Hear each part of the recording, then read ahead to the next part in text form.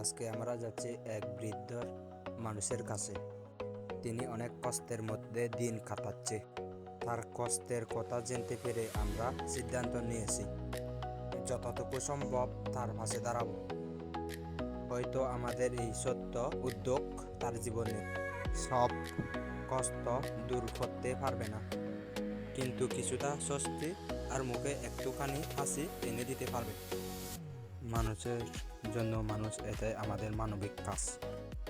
এই বৃদ্ধ মানুষটির বয়স হয়েছে, শরীরে আগের মতো শক্তি নেই, তবুও জীবনের কঠিন সময়গুলো পার করে তিনি আজও বেঁচে আছে।